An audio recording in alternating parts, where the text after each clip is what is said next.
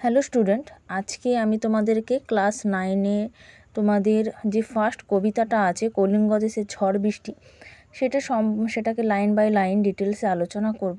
তবে সবার প্রথমে আমার মনে হয় যে কলিঙ্গ দেশের ঝড় বৃষ্টি মানেই আমরা বুঝতে পারছি যে কলিঙ্গ একটা দেশ, সেইখানে একটা রাতে ভয়ঙ্কর ঝড় বৃষ্টি হয়েছে এবং তার সেই সমস্ত কিছু কাহিনী আমাদের এই কবিতাটার মাধ্যমে উপস্থাপন করা হয়েছে। তবে কিছু কিছু পূর্ব কথা আমাদের জানা খুবই দরকার, নাহলে কবিতাটা আমরা কেন পড়ব বুঝতে পারবো না।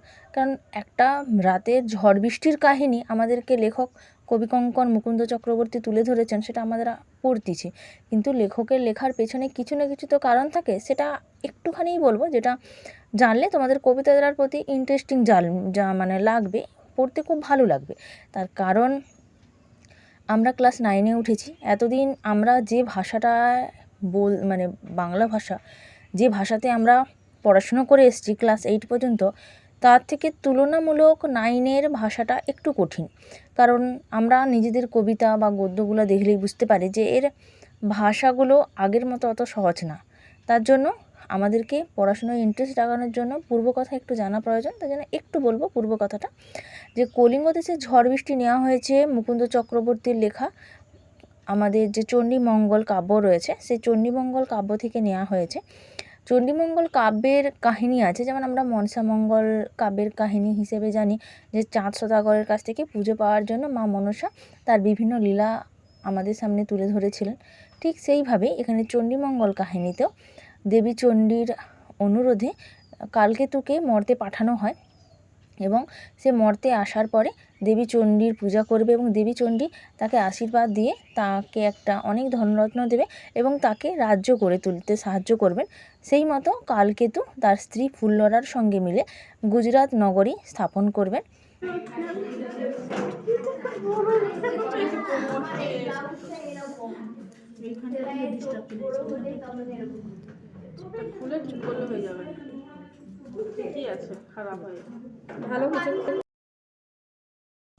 মেঘে কইল অন্ধকার, মেঘে কইল অন্ধকার, দেখিতে না পাই কেহ অঙ্গ আপনার।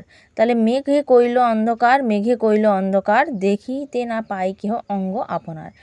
মেঘ কইল মানে করলো, মেঘ কেমন করলো না মেঘে অন্ধকার হয়ে গিয়েছে, যার জন্য আমরা কেউ কারো অঙ্গ প্রত্যঙ্গকে দেখতে পাচ্ছি না। ঈশানে উড়িল মেঘ সঘনে চিকুর, উত্তর পবনে মেঘ ডাকে দূর দূর। ঈশান উত্তর পূর্ব কোণকে আমরা ঈশান কোণ বলে থাকি।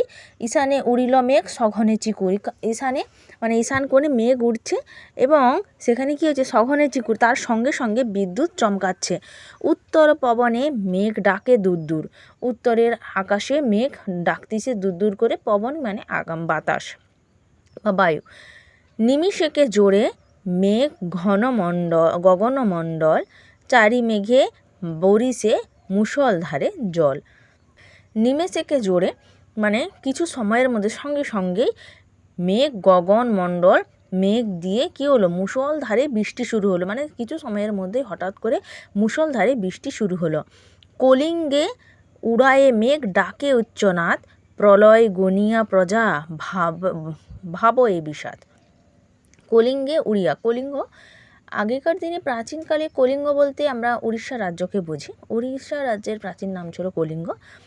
সেখানে মেঘ গিয়ে কেমন করে ডাকতেছে না উচ্চনাদ, মানে খুব জোরে ডাকতেছে। প্রলয় গনিয়া প্রজা ভাবয়ে বিষাদ, মানে প্রজারা গনিয়া মানে চিন্তা করে যে আমাদের ওপর একটা ভয়ঙ্কর একটা প্রাকৃতিক দুর্যোগ নেমে আসছে, এটা ভেবে তারা সবাই ভয় পাচ্ছে। হুড় হুড় দূর দূর বহে ঘন ঝড়, বিপাকে ভবন ছাড়ি প্রজা দিল রড়। হুড় হুড় দূর দূর করে কী করতেছে, ঝড় বইতে শুরু করেছে, আর বিপাক দেখে প্রজারা দৌড়ে ভবন ছাড়ি ঘর ছেড়ে দৌড়ে পালিয়ে যাচ্ছে। ধুলে আচ্ছাদিত হইল যে ছিল হরিত, উল্টিয়া পড়ে শস্য প্রজা চমকিত। তাহলে কি হচ্ছে না, ধুলে আচ্ছাদিত, ঝড় হলে কি হয়, ধুলো টুলো সমস্ত কিছু ওড়াউড়ি করে, সেই ধুলে, সেই জন্য বলছে ধুলে মানে ধুলোতে একদমই আচ্ছাদিত ঢাকা পড়ে গেছে কি না, যে ছিল হরিত, মানে হরিত মানে সবুজ, যা সবুজ ছিল ফসল ছিল তা ধুলোতে একদমে চাপা পড়ে গেছে। আবার কি হচ্ছে না, উল্টিয়া পড়ে শস্য প্রজা চমকিত, আবার ঝড়ের দাপটে সমস্ত শস্য কি হয়েছে না উল্টে পড়েছে, তার জন্য প্রজারা ভয় পাচ্ছে। চারি মেঘে জল দেয় অষ্ট গজরাজ, 8টি গজরাজ চারি মেঘে জল দেয়, 4টা মেঘকে জল দেয়। 4 মেঘ মানে 4 দিকের মেঘকে বলা হয়। এখানে 4 দিকের মেঘ বলতে পুরাণ মতে সম্বৎ, আবর্ত আর পুষ্কর আর দ্রোণ, এই 4টা মেঘের কথা আমরা জানবো। তবে এই 4টা মেঘ কিন্তু মুখস্থ করে নেবে। কী বললাম আবার? সম্বর্ত, আবর্ত, পুষ্কর আর দ্রোণ, এই 4টা মেঘ কোথায় জল দেয় না অষ্ট গজরাজ দেয়।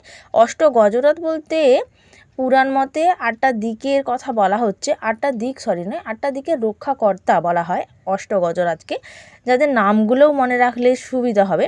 আশা করি এক্সামে দেবে না, কিন্তু যদি দিয়ে দেয়, ঐরাবত, পুণ্ডরীক, বামন, কুমুদ, অঞ্জন আর পুষ্পদণ্ড, এই হলো 8টা গজ, অর্থাৎ 8টা হাতি, যারা 8টি দিকের রক্ষাকর্তা হিসেবে প্রচলিত রয়েছে পুরাণে। কারো কথা শুনিতে না পায় কোনো জন, পরিচ্ছিন্ন নাহি সন্ধ্যা দিবস রজনী। কারো কথা শুনিতে না পায় কোনো জন, কারো কথা কেউ শুনতে পাচ্ছে না ঝড়ের আওয়াজের জন্য। পরিচ্ছিন্ন নাহি সন্ধ্যা দিবস রজনী, কলিঙ্গে সঙরে সকল লোক যে জৈমিনী। পরিচ্ছিন্ন নাহি মানে ভেদভাব করা যাচ্ছে না সন্ধ্যা আর দিনের, সন্ধ্যা এবং দিনের মধ্যে তফাৎ খুঁজে পাওয়া যাচ্ছে না, মেঘের চারিদিকে ঢাকা হয়ে গেছে, অন্ধকার হয়ে গেছে, সেই জন্য। কলিঙ্গ সগরে সকল লোক যেন জৈমিনী। কলিঙ্গ দেশের প্রজারা কী করছে? জৈমিনীর কাছে গিয়ে প্রার্থনা করছে। জৈমিনী হচ্ছে যে বাগঋদ্ধ ঋষি, বা বলা যায় যে জৈমিনীর কাছে ক্ষমতা আছে বজ্রপাত বন্ধ করার, সেই জন্য সবাই মিলে জৈমিনীর কাছে গিয়ে প্রার্থনা জানাচ্ছে।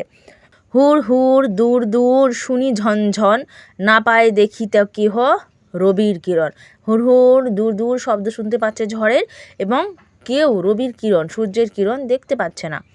গর্ত ছাড়ি ভুজঙ্গ ভাসিয়া বুলে জলে, তাহলে জল এত হয়ে গেছে যে সাপেরাও তাদের গর্ত থেকে বাইরে বেরিয়ে এসছে। ভুজঙ্গ মানে সাপ দিয়ে কী করছে? সে জলের ওপরে ভেসে বেড়াচ্ছে। নাহি জানি জলস্থল কলিঙ্গ মণ্ডপে, তাহলে জল স্থল চারদিকে ভরে গেছে কোথায়? কলিঙ্গ দেশে। নিরবধি 7 দিন বৃষ্টি নিরন্তর, আছুক শস্যের কার্য হ্যাজ্জা গেল ঘর। তাহলে নির্বধি মানে সারাদিন, সম্পূর্ণ একদম একটা না 7 দিন ধরে বৃষ্টি হচ্ছে, যার জন্য সমস্ত শস্য সমস্ত কিছু হ্যাজ্জা গেল ঘর, সব নষ্ট হয়ে গেছে। মেঝাতে পড়য়ে শিল বিদারিয়া চাল, ভাদ্রপদ মাসে যেন পড়ে থাকা তাল। মানে মেঝের ওপরে মেঝেতে পড়য়ে শিল, মেঝের ওপরে যখন শিল পড়ছে তখন যেন মনে হচ্ছে মেঝের ওপরে পড়া শিলগুলো ভাদ্র মাসে যেমন তাল পড়ে, সেই তালের মতো করে শিল পড়ছে, এত বড় বড় আকারের। চণ্ডীর আদেশ পান বীর হনুমান, মঠ অট্টালিকা ভাঙি করে খান খান। তাহলে এমনিতে ঝড় গেল, ঝড়ের আবার যেন মনে হচ্ছে ঝড়টাকে কার সঙ্গে না বীর হনুমানের সঙ্গে তুলনা করছে, যে চণ্ডীর আদেশে সে বীর হনুমান মঠ অট্টালিকা সব কিছুকে যেন ভেঙে খান খান করে দিচ্ছে। চারিদিকে বহে ঢেউ পর্বত বিশাল, উঠে পড়ে ঘরগুলো করে দলমাল। তাহলে এবারে যেটুকু ছিল ঝড়ে তো নষ্ট করতেইছে, এবারে পর্বত বিশাল ঢেউ মানে সামনে সমুদ্র আছে, সেই সমুদ্রের ঢেউ পর্বতের মতো আছড়ে পড়ছে ঘরগুলোতে। চণ্ডীর আদেশ ধায় নদ নদীগণ, চণ্ডীর আদেশে নদ নদীগণ ধায় মানে দ্রুত বেগে ছুটে চলেছে। অম্বিকা মঙ্গল গান শ্রী কবি কঙ্কন, অম্বিকা মঙ্গল কে গান করতেছে না শ্রী কবি কঙ্কন গান করতেছে, অর্থাৎ শ্রী কবি কঙ্কন কবি মুকুন্দ চক্রবর্তী স্বয়ং এই অম্বিকা মঙ্গল লিখেছেন।